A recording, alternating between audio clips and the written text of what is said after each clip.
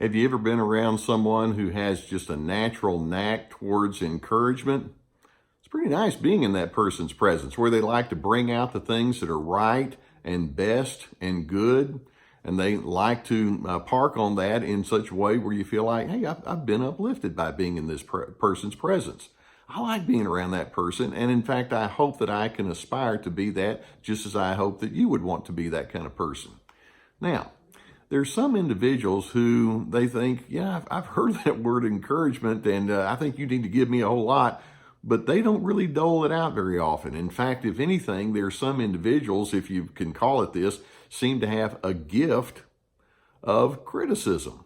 And very often, these are individuals who are pretty far down on that narcissism spectrum. Let's remember that narcissism is a tendency towards high control and low empathy and an attitude of entitlement and the inability to receive input, the need to be superior, those kinds of things. And some people, the further they go down that spectrum, then the more they have ingredients like this criticism and agitation that goes with it, and you're going to be on the receiving end of it.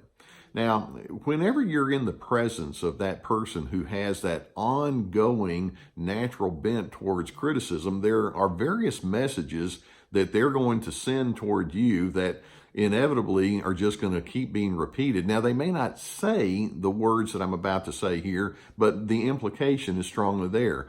For example, they may not say it, but the implication is, you're a burden to me. You're making my life miserable, or I find you to be inadequate. In fact, let's just go ahead and give you that label. You are an inadequate person. Or if you and I are ever going to be able to get along, you've got to change. And there's not a sense of blending. It's just black and white. I'm right, you're wrong. Or why do I have to put up with someone as stupid as you? Or can't you do anything right? Now, sometimes the critics will actually say those very words. Other times it's just implied. We refer to that as the covert message. But nonetheless, there can be a strong devaluation and a rejection that goes along with it.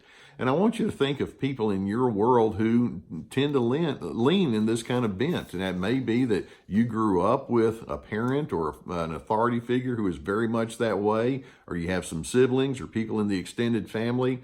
I've talked with so many people in my counseling office who will say, yeah, that's just what I was exposed to on an ongoing basis growing up. There are plenty of people that you know in your adult life, whether it's in the world of work or in social settings or organizations that you may be involved in. And it ultimately wears you down when you have this ongoing exposure. And I want you to think emotionally, what does this do to you? For example, most people, when they're on the receiving end of agitation and criticism, they find themselves getting agitated and impatient and annoyed in reverse. And so you wind up becoming more of a negative kind of person. You can harbor resentment or bitterness on the inside. Some people go into a very high defensive mode, and they feel like they have to justify or rationalize and throw it back at the other person like, hey, quit doing this to me. Do you understand this, that, and the other? And the answer is no, they never understand anything. Well, defensiveness implies that you're threatened by it. Now, I don't like being criticized, but at some point I've got to ask, well, but am I threatened by it? It's like, no, if I have a peace and a calm on the inside of myself, I can anchor down on that. But sometimes that becomes elusive. Or other times you can actually take on shame and the devaluation, and that can become a part of your emotional system, where then it leads to easy guilt induction or an ongoing sense of anxiety and tension when you know you're going to be around this. So being in the presence of a strong critic or even a group of critics can bring out the worst in you. So that being said, I'm hoping that you can anchor down on 5 primary truths about the critic so that you don't get caught and allow yourself to be too powerfully defined by them. Now, the first truth that we're going to say is critics, for whatever reason, take delight in being an insulting person.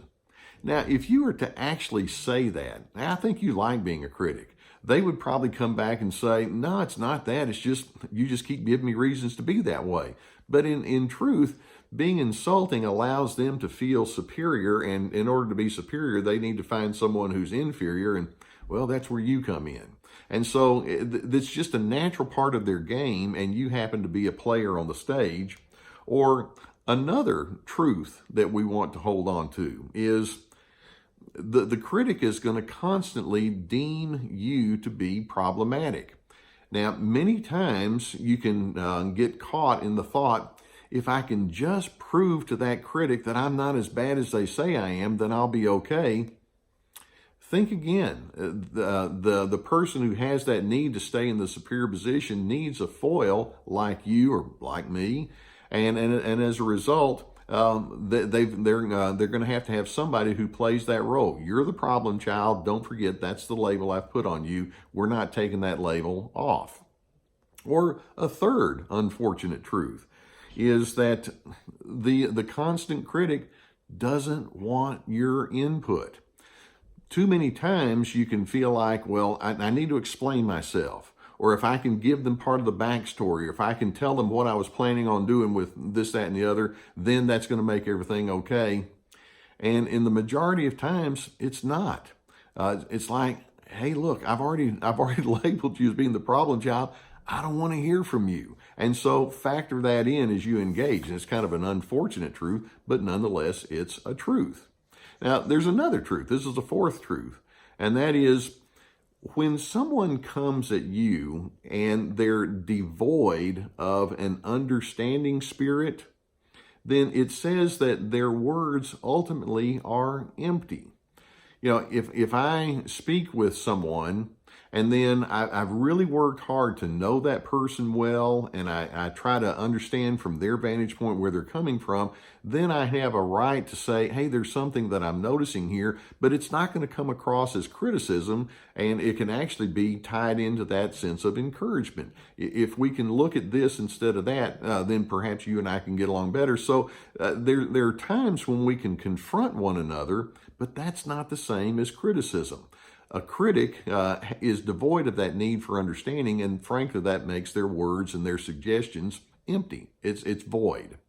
And then there's a fifth truth that I want you to understand, and that is, you're not required to play along with their insults, and you don't have to engage with them when they're insulting. Too many times it's like, I've got to get them off my back. And so you keep coming back trying to speak something else into it, and it doesn't work, and you're not required to have to do that. So let's see if we can wrap up with some thoughts about how you might manage yourself, knowing that these truths are simply going to be there, and you still have a life that you're going to live. First, you want to make sure that you have an awakened mind. I'm hoping that as you engage with folks, instead of being a reactor and just kind of playing off of whatever happens to be in front of you, that you can recognize, well, you know, there's always a backstory that people have, and there's reasons, and there's rationales that people have for being the way they are. And the more I understand about, you know, what's happening inside the mind of a narcissist or that angry person or that critical person, then I'm going to develop an objectivity, and the objectivity is going to keep my subjective emotional side from running away with me. So maintain an open mind, or an awakened mind, as you're engaging with these kind of people. Know what you're dealing with. And then a second thing that I'm hoping you can take away with all of this is, make sure that you are not required to buy into their insults. You don't have to engage with them. Just because somebody says that you're an awful person doesn't mean that that's a truth that you have to play off of or to minimize. These individuals, they've got their own agendas that they're operating with, and frankly, you just happen to be there in front of them. They're going to be that way towards the next person that shows up as well. And then let's also acknowledge there are some people, as I mentioned right at the very beginning, who do have a natural bent towards kindness and towards encouragement and friendliness. Make sure you seek those people out, and don't give too much of your time and attention to those who are just stuck in that gift of criticism. So I hope that as you recognize these, you spot these people, you identify them, there's enough of a sense that says, I'm on to you. I know what you're all about, and you don't define me, and I'm not going to allow too much of my sense of emotional well-being to be determined by what you do or don't give me.